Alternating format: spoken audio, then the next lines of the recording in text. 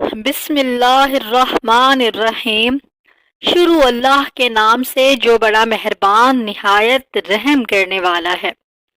السلام علیکم معزز ناظرین، آپ دیکھ رہے ہیں انٹرسٹنگ اسٹوریز آف اسلام چینل۔ ملک ایران کا بادشاہ بہت دنوں سے پریشان تھا۔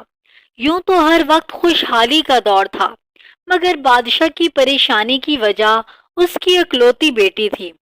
ہر باپ کی طرح بادشاہ بھی اپنی بیٹی کی شادی کر کے اپنے فرض سے دوش ہونا چاہتا تھا، لیکن شہزادی نے بھی ایک عجیب اعلان کر رکھا تھا کہ جو شخص شہزادی کے 3 سوالوں کے جواب دے گا، شہزادی اسی سے ہی شادی کرے گی۔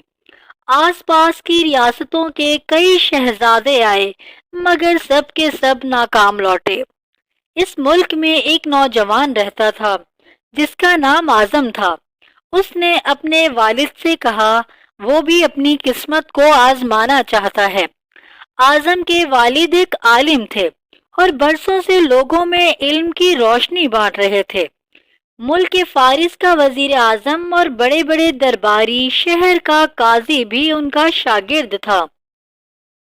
باپ نے بیٹے کی خواہش دیکھی تو بولے، بیٹا اگر تم ناکام لوٹے تو تیرا کچھ نہیں جائے گا، پر لوگ کیا کہیں گے کہ ایک عالم کا بیٹا ناکام ہو گیا۔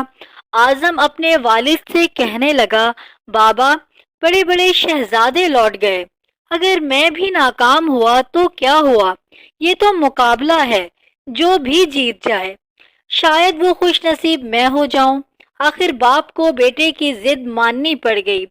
اعظم خوشی خوشی محل کی طرف چل پڑا۔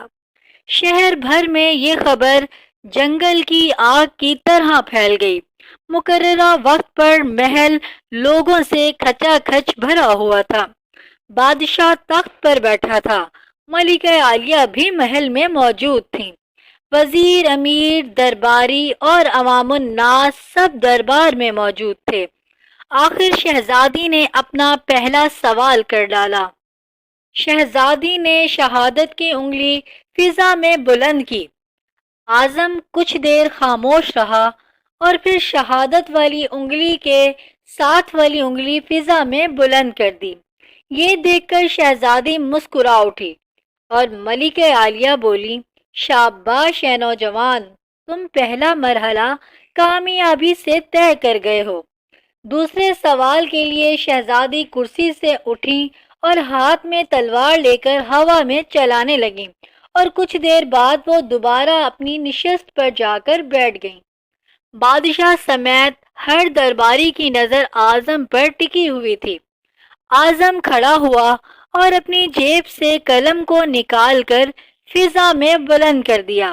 شاباش اے نوجوان، ہم خوش ہوئے، یہ جواب بھی درست ہے۔ ملکہ عالیہ کی آواز دربار میں گونج اٹھی۔ اس کے ساتھ دربار مبارک ہو کی آواز سے گونج اٹھا۔ 2 سوالات کیا تھے اور ان کے جوابات کیا تھے؟ ہر شخص اس بات پر غور کر رہا تھا کہ شہزادی نے کیا پوچھا اور اعظم نے کیا جواب دیا۔ لوگوں کے لیے یہ ایک راز تھا۔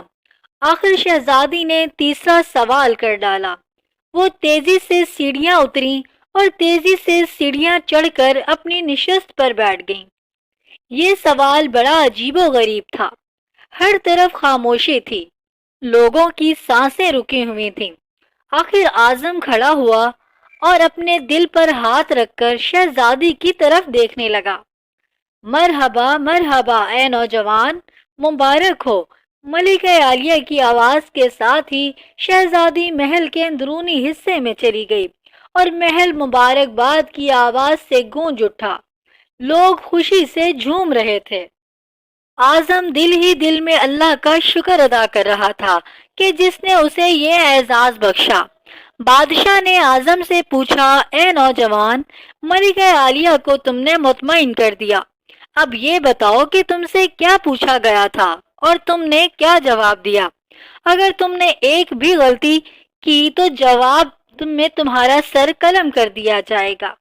اعظم پر اعتماد انداز میں کھڑا ہوا اور بولا، بادشاہ سلامت، شہزادی نے ایک انگلی کھڑی کر کے پوچھا تھا کہ تم اللہ کو ایک مانتے ہو؟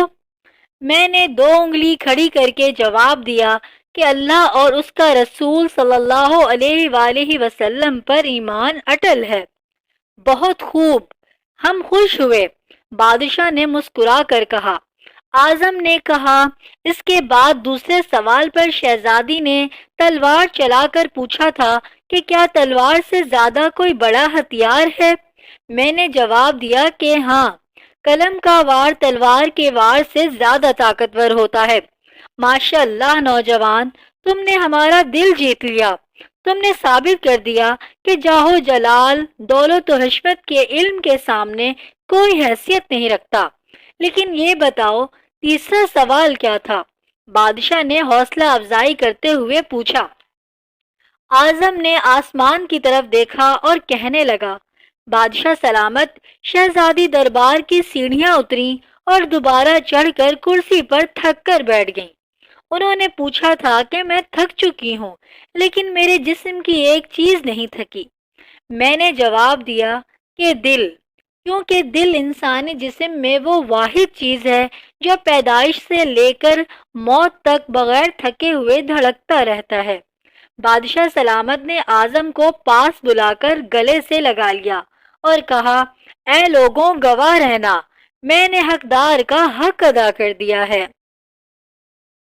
محترم ناظرین، اگر آپ کو میری یہ ویڈیو اچھی لگی ہو تو پلیز میرے چینل کو ضرور سبسکرائب کریں۔